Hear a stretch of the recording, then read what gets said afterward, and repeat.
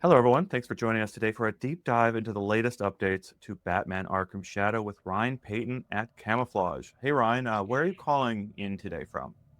I am just calling from my home before I go to the office here in Japan. Awesome. And then we've got Don Hopper up here on the screen with the latest version of Batman Arkham Shadow that's available now on all of your Quest 3 headsets at home. And we're going to run through all these updates with Ryan here because there's a couple of them that I'm really interested in understanding how they change the dynamics of the game. With Don demonstrating here with the screen showing the introduction, what are your latest updates here and how do they change the game, Ryan? For the big update for 1.4, we've got a new extreme difficulty mode, which is the hardest difficulty mode that we've added to the game so far. We've added 3 new challenge maps, which are based on classic challenge maps from the previous Arkham games, so specifically Predator maps. The fan favorite from Arkham Origins, a fan favorite from Arkham Asylum, and a fan favorite from Arkham City. So the team's been really busy building those new maps for Arkham Shadow. We've added a new mode called I Am the Night mode, which is kind of like hardcore mode from Diablo. So if you die once, starting over from the beginning, and then just over 500 bug fixes and some new lore that we've added to the game. It's just a big, big update. And it's the final big update that we're doing to Arkham Shadow. Final. Interesting. Final big And update. Yeah, yeah, so you're moving on. There's an Arlen in our comments that is always begging. I have to, because you're here, I have to relay him begging on multiple streams for a Wolverine game. He's desperate to slash people as Wolverine. He's even like marketing controllers with us because he wants a Wolverine. I was going to ask you at some point, so maybe ponder this for the close of our show. I want to sure. know in your heart, what is your superpower that you would love to have in VR? You don't have to give me a superhero name. I don't care. I want to know what superpower is your dream superpower of exploring in VR. But I want to talk first about Sure. extreme and the night mode. Okay, so I spoke to a developer way back in the day about hardcore mode over at Blizzard's Diablo, and that is a heartbreaking mode. You put all this love into this character, and then it dies on you at Mm, hour 10 of a campaign, and now you've got this nice little trophy where your character is now on a pedestal and it's dead, right? I'm watching Don here play this game, and I want to understand how difficult it is to play this game on extreme. And then what does it mean to become Batman on this new game plus mode? mm. With I Am the Night mode in particular and the extra extreme difficulty we've added to the game. And part of the reason we did it is because it was a fan request. It was a player request. This is a mode that made its debut in Arkham Origin. It's a very popular mode, especially as part of the longevity of the game. We're branding the update for 1.4 as the Game of the Year edition. We've won over 20 VR Game of the Year awards since the game's release in October, which including Upload's VR Game of the Year for 2024, which we're so honored to receive. And when we look at the game and we're like looking back at its success, what we wanted to do is we wanted to leave the game with something that players could be continue to play and continue to stream and continue to talk about and challenge themselves. So we felt like that was really appropriate. But to answer your question, Ian, what specifically what players get is if they get to the end of the line, we've got some Easter eggs in the game that do unlock. You also can get a gold variant of your bat suit and your gadgets that we added to the game if you finish I Am the Night mode. But in order to finish it, yeah, you like we're talking offline, you kind of have to become Batman over the course of a night. It's probably like physically exhausting. And thankfully, you don't have to do it all in one sitting. You could utilize our save feature. You could do it in chunks. But I know there's gonna be players out there, especially the streamers, the speed runners, who are going to go through the thing from start to finish, and they're going to be all sweaty and have burnt a lot of calories. And it's something I'm very much looking forward to watching players tackle. What does it mean to roleplay as Batman where you have to reset each time you die, right? Like, That would be so brutal. do you see that helping the roleplay? I do. I think that it's one of the reasons why I love Batman. I love Batman because I feel like he's one of those superheroes that is fairly grounded. Now, not everybody is a billionaire with access to all these incredible gadgets, but he doesn't have any kind of extra superpowers like Superman or many of the other DC, Marvel, and other superheroes have. And so I think that's actually just my personal theory. I think it's one of the reasons why Batman is so popular and so relatable is that you can imagine yourself in a suit like this and fighting on behalf of the city over the course of a night. And even just putting the headset on, it almost feels like you're donning the cowl, you know? And I feel like it's just been, we've talked about this, that VR is very complementary to the experience of feeling like you're Batman. And wow, has that just kind of organically become a point of discussion or commentary on the game since its release, is that so many people, whether they were reviewing the game in an article or they're reviewing the game on a YouTube video or whatever, they just would just say, I'm Batman. I feel like I'm Batman.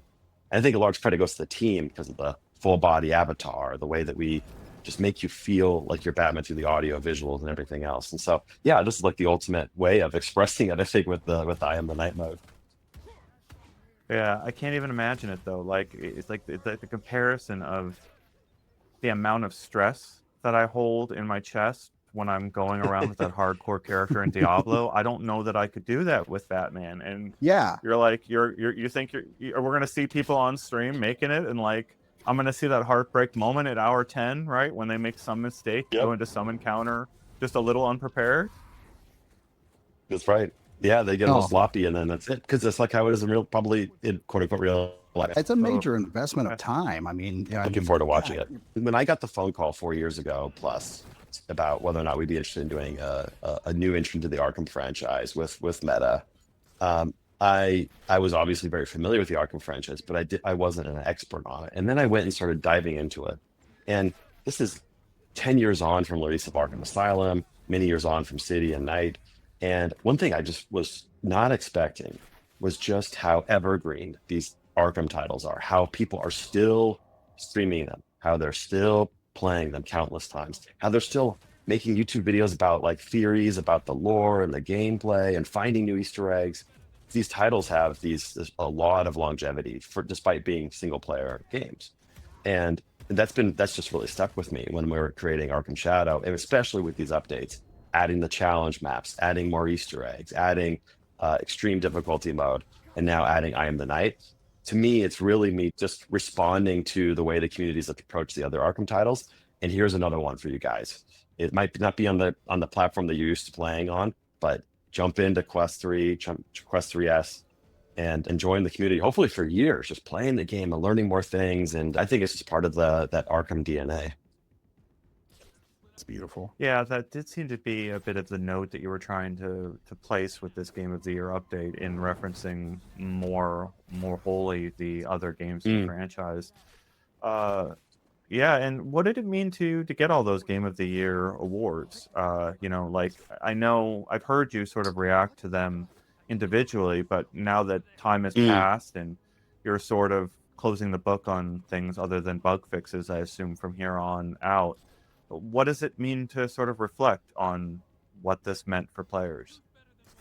It's a difficult question for me to answer. There's a lot of emotion tied in with this. Maybe the best way I can do is just kind of walk through a handful of the different emotions that that I find conflicting within me. First of all, just as an extreme sense of gratitude and appreciation for the recognition that the game has received, whether it's from your outlet or being up on stage at the Game Awards, or most recently at DICE winning Best Immersive Game for 2024. With so many of my colleagues up on stage, it's just so emotional and it feels great, right? But you know, it's also I'm very competitive by nature, and it's the end of a road where, not in every category, but in most categories, we won. And I was living in, like my colleague noticed, I was living in fear / like competitive mode all of 2024, like befriending the people behind these other titles that I knew that we were going to keep competing with, wanting them to be successful, but also wanting, you know, Batman to be just slightly better, so it would take home some of these awards. So it's you know, there's just so much mixed into it.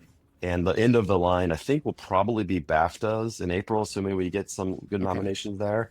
And then I think that's going to be truly when we can kind of put the Arkham Shadow experience in the full rearview mirror, and look to what's next. But it's far exceeded my expectations in terms of what the game has done from an accolades perspective, and for that I'll be forever grateful.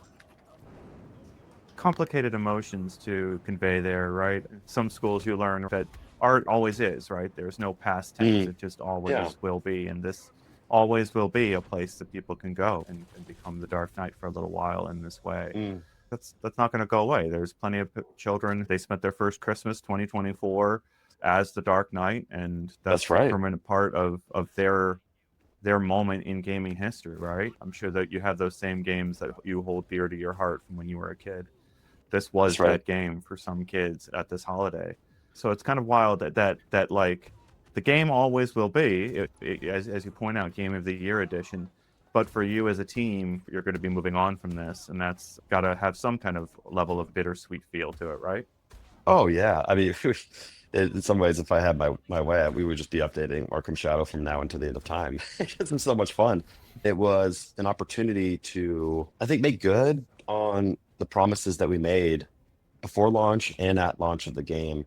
I think it's well known that the game launched and it had a number of bugs that, obviously we wish wasn't there at launch back in October. And wow, one thing that really surprised me was that I knew the team was hardworking. I knew the team cared deeply about this game, but I didn't expect them to, from October 22nd, October 23rd onward, be so adamant about jumping into the various forums and community channels, seeing what people were doing, what kind of feedback they had, what kind of issues that they're facing, and just wanting to get those fixes in there and add more content to the game. I'm not exaggerating. But I don't have the exact number in front of me. I think we've probably done over 10,000 code check-ins into the game since launch. Lord. I think it's been somewhere around 2,000 to 3,000 bugs have been resolved. And that's just not even kind of talking about the content that the team just desperately wanted to make or add to the game, including the new post-credit scene at the end of the game. We added a new cinematic to the game with 1.3. Yeah, all these different challenge maps. We're just so passionate about this game. We love this game. And it doesn't hurt that the game was received well. So it's just like this kind of positive feedback loop, this like flywheel that we have here. And yeah, it is bitter, like you said, it's bittersweet to kind of, just now it's in the hands of the players. Like it just exists, right? And yeah, and then we time to move on. Well, let's get back to Extreme, show that around a little bit. And I'm thinking a little bit about the other games that you've done in the past. I think let's give, for people that might not be familiar with your path to basically Iron Man VR and then Arkham Shadow VR, those aren't your only productions in VR. You've done other things too. But I want to sort of paint a path here of what you found that you love about VR design and sort of the direction you might be sniffing around into the future as you move on from Arkham Shadow. Well, I think one of the things that I love VR and just immersive technology and what it unlocks like so much. And it's ever since we started working on it back in 2015, 2016 with the Oculus Go, or even prior to that with bringing Republic to VR. Myself and the team, we just fell in love with the technology. And the reason for that is obviously because of the immersive nature. You feel like you're in the world. I'm sure I'm preaching to the choir here for you and many of your viewers and listeners, but I feel like I get spoiled with VR. I feel like when I go into a flat screen game in a world that I'm very interested in, all I can think about the entire time is, I wish I was in VR for this. Like I feel like there's like a big disconnect. It feels like I'm looking at this world through the window rather than being in the world. And so I've just always appreciated that the technology from a design perspective. And what I find so enjoyable about it, and many of my colleagues do as well, is that it feels like we're in undiscovered country. It feels like we're we're Clark and Lewis exploring the Wild West, and we get to uncover these designs and these implementations and these things that work and also things that don't work. And the rule book, like the maps, if you will, of how VR functions is so less fleshed out than a flat screen game because of just the amount of time and history and people have been involved. So it just feels like we're making interesting discoveries. It's really difficult. It's one of the reasons why it can take a long time for some of these VR games to come out, but it is so rewarding when you find these things. And one of the defining moments of 2024 for me was having Don in our office playing the game and watching him in real time wrap his head around a different way of how combat works, Whether it's I good or bad, it was different, right?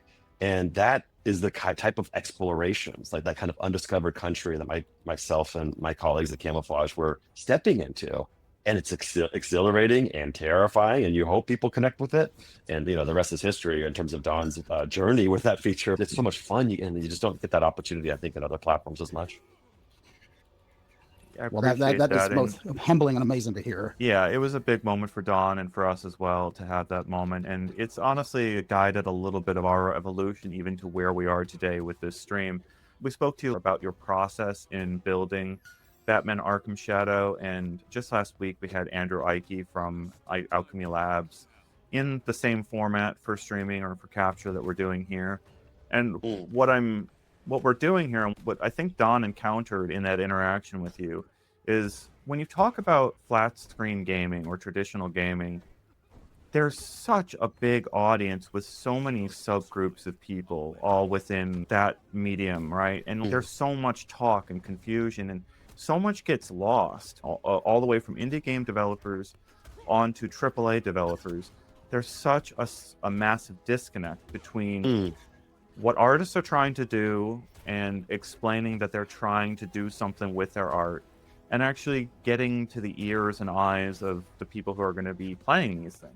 There's just a huge disconnect, and right now we've got that loop perfectly cycled here. Even though we're in 3 completely different locations of the globe, in very much the same style that you put your own notes into the game in very much the same style, don't you? That's correct. Yeah, this experience, me watching Don play and just talking and making observations, is exactly how we made Arkham Shadow as good as it landed. It was me in the headset like Don, many nights per week, where I've got Matt Walker next to me. I've got Bill Green in London, who worked on all the Arkham titles at Rocksteady, is now a full-time director at Camouflaj. We're all taking they're taking notes as I'm playing and observing the game as it's gradually getting better every single day. And when we're done with the notes, Matt Walker cleans them up before he goes home at night, and then sends them out. And it's a few hours before New York wakes up, and then Seattle wakes up, where the bulk of our team is, and they're responding and triaging the notes. And those are the things they're working on that day. And then they check in, and then I wake up. I do a full day, then I review the game, and we have this virtuous cycle. And it just radically transformed the game in record time, and we really fully utilized the technology, the 24-hour dev cycle. We leaned into the different territories. It wasn't a disadvantage, it was actually an advantage. And I think really, truly, it's one of the reasons why the game landed as well as it did. I appreciate that recap. And so Andrew Ike, when we were talking to him about Alchemy, he said he had a fold-up bed right behind him. And that little detail helped point out to us that, here's the CEO of a game development company, and his home has a convertible bed in order to reuse that space for VR. Just, like you wouldn't have to, you knew why he had that convertible bed, right? But the viewers out there don't necessarily realize that that's how important it is to reshape your home for some of these experiences, right? Like, if you want to go become Batman, you want to fold a bed, right? Absolutely. Yeah, I did too in the office. I did, and it had definitely came in handy. It was a tough year last year. But Ian, what you're kind of also getting into is like the humans behind these experiences, and it's one of the things I really enjoyed about the award season. Being at Game Awards and being at DICE with other VR developers, meeting the Starship Home team that won the best technical achievement for VR, and just talking to them. And it's so easy, and I'm guilty of this too. I look at a trailer or I see a new game thinking, I'm like, that's not for me, or like, what is this, but you forget that there's human beings behind this. It's a human endeavor. And I really appreciate what you guys do to try to just kind of peel back behind the curtain and talk to the people behind these things. Yeah, because that's ultimately what it's all about, right? Is like, we're all people, and we're all just trying to make cool stuff. Yeah, and thank you for seeing that. And for any devs out there who are watching this, who are trying to get a hold of us and we've missed your messaging, feel free to take a little bit of time and message us again with the cool work that you're doing. Beck is already out there starting to put together our next showcase. And on a weekly basis now, we're starting to do these dev interviews. And I don't see us going back from trying to build this loop out with our game developers out there and with our audience of just, let's have a really deep conversation here about what's working and what isn't. And Don out there really led the way with getting out there. And thank you even to David Gordon out there for setting up so many interviews with Camouflaj as this game has come out. So I think now is a good time to ask you for our final question of today, where the journalist in me wants to ask you whether you can say what you're working on next, right? So I've done my journalism duty and put that out into the ether of saying, what can you work on next? And you're free to ignore that question. I've put it out in the ether. Now the question is, what superpower do you want to see realized in VR? I hope this is, you tell me if this answer is okay for the second question. The first one, obviously, we can't speak on what we're doing next, but just please believe us when we say, hey, we're as hungry as ever. We feel very blessed and fortunate to be doing the work that we're doing.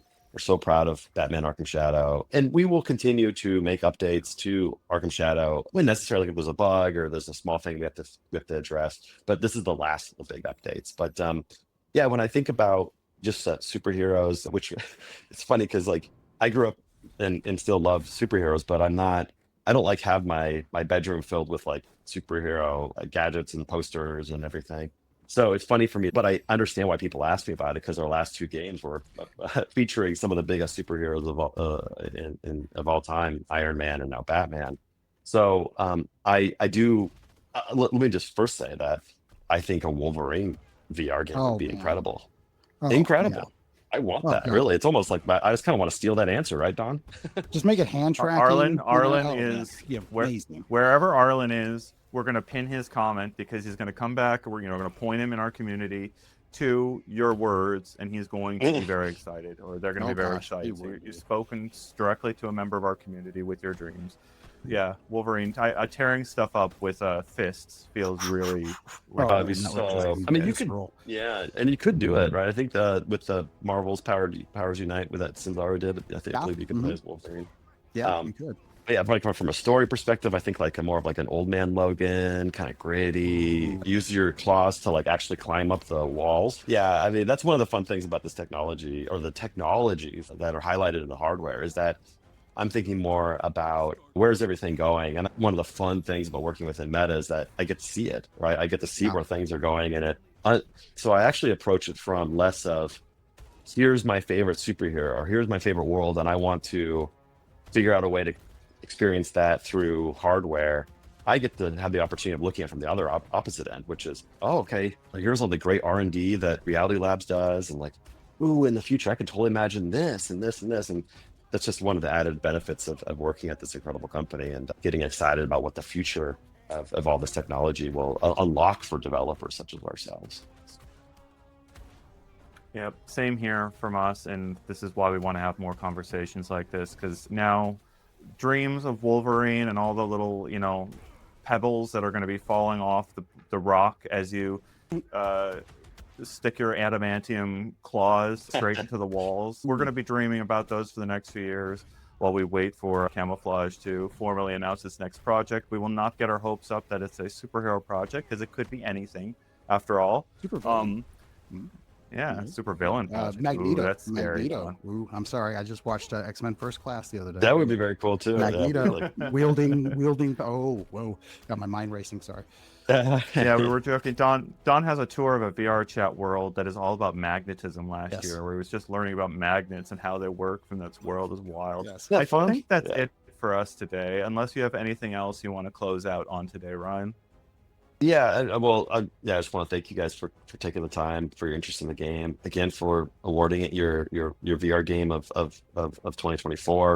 It was a really special honor for myself and the team, and we're just so proud of Batman Arkham Shadow. We feel a great deep sense of gratitude towards Meta, the leadership at Oculus Studios, Warner Brothers, DC, for allowing us to continue to make this game as good as we possibly could, even post-launch. And so, here with 1.4, the game of the year update, so much new content for users to explore.